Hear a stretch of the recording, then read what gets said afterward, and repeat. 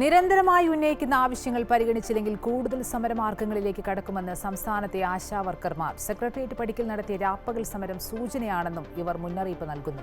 വിവിധ പ്രതികരണങ്ങൾ കാണാം.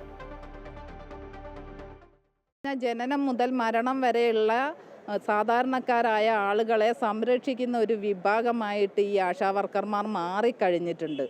എന്നാൽ ഈ ആശാ വർക്കർമാരുടെ മേൽ ഈ 22 ഇനപ്രവർത്തികൾ തന്നെ ഒരു മാസം എടുത്ത് തീർക്കാൻ വേണ്ടി കഴിയാത്തതാണ്.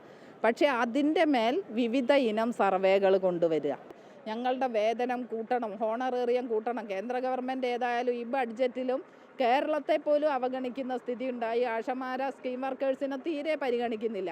ആ ഘട്ടത്തിൽ സ്റ്റേറ്റ് ഗവൺമെൻറ് ഞങ്ങളുടെ ഹോണറേറിയം വർദ്ധിപ്പിക്കാൻ ആവശ്യമായ നിലപാട് സ്വീകരിക്കണമെന്ന് ഞങ്ങൾക്ക് അഭിപ്രായമുണ്ട്. ഈ ഓണറേറിയത്തിൽ നിശ്ചിത ഉപാധി വെച്ചുകൊണ്ട് അല്ലെങ്കിൽ നിശ്ചിത നിബന്ധന വെച്ചുകൊണ്ടാണ് ഈ ഓണറേറിയം നൽകുന്നത്.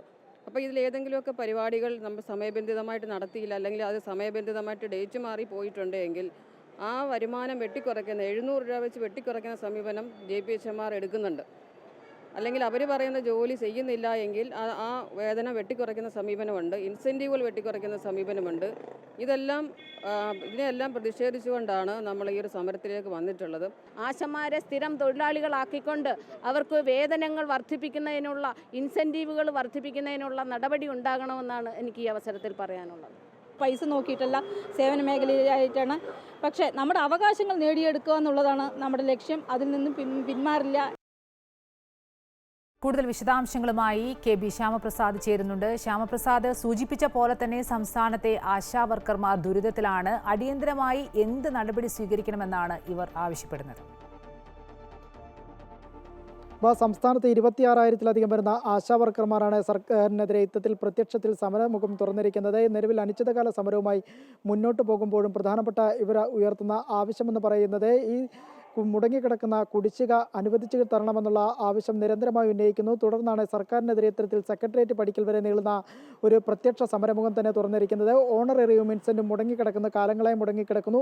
ഇപ്പോൾ 4 മാസം കൂടി പിന്നിട്ടിരിക്കുന്ന ഒരു സാഹചര്യം. ധനവകുപ്പ് ഇത് സംബന്ധിച്ച തുക അനുവദിച്ചെങ്കിലും ഇത് ഇവരുടെ കൈകളിലേക്ക് എത്തുന്നില്ല എന്നുള്ളൊരു കാര്യം കൂടി ഇവർ ആരോപിക്കുന്നു, ആശാ വർക്കർമാർ ആരോപിക്കുന്നു. അതിനാൽ തന്നെയാണ് 26,000-ഓളം വരുന്ന ആശാ വർക്കർമാർ സംസ്ഥാന സെക്രട്ടേറിയറ്റിന് പടിക്കൽ അനിശ്ചിതകാല രാപ്പകൽ സമരവുമായി മുന്നോട്ട് നീങ്ങുകയും തുടർന്ന് സർക്കാരിനെതിരെ ഒരു പ്രത്യക്ഷ സമരമുഖം കൂടി തുറക്കുകയും ചെയ്തത്. പ്രധാനമായി ഇവർ ഉയർത്തുന്ന ആവശ്യങ്ങൾ എല്ലാ മാസവും 5-ാം തീയതിക്കകം ഇവരുടെ ശമ്പളം അനുവദിക്കുക, തുടർന്ന് ഇവരുടെ ഓണറേറിയവും ഇൻസെൻറ്റും മുടങ്ങിക്കിടക്കുന്ന ഓണറേറിയവും ഇൻസെൻറ്റും അതും പരിഹരിച്ചു തരിക തുടങ്ങിയ ആവശ്യങ്ങളാണ് ഉന്നയിക്കുന്നത്. കഴിഞ്ഞ ക്രിസ്മസ് കാലത്ത് തന്നെ ഇത്തരത്തിൽ ധനവകുപ്പ് 26.11 കോടി രൂപ അനുവദിച്ചിരുന്നു. ഇതും ബന്ധപ്പെട്ട ഉദ്യോഗസ്ഥരുടെ കൈകളിൽ നിന്ന് തങ്ങൾക്ക് അനുകൂലമായ അർഹതപ്പെട്ട വേതനം ലഭ്യമാക്കുക തുടങ്ങിയ ആവശ്യങ്ങളാണ് ഇവർ ഉയർത്തുന്ന മറ്റിന ആവശ്യങ്ങൾ. എന്തായാലും സർക്കാരിനെതിരെ ഇത്തരത്തിൽ പോർമുഖം തുറക്കുമ്പോഴേക്കും പ്രധാനപ്പെട്ട ആവശ്യങ്ങൾ അനുഭാവപൂർവ്വം പരിഗണിക്കണമെന്നുകൂടി ഇവർ സർക്കാരിനെ മുന്നോട്ട് വെക്കുകയും ചെയ്യുന്നു. പ്രധാനമായും ഇത്തരത്തിൽ ഈ ഒരു ആവശ്യങ്ങൾ അനുഭാവപൂർവ്വം പരിഗണിച്ചെങ്കില്ലെങ്കിൽ കൂടുതൽ പ്രതിഷേധത്തിലേക്കും സമരമാർഗത്തിലേക്കും കൂടി കടന്നു വെക്കുകയും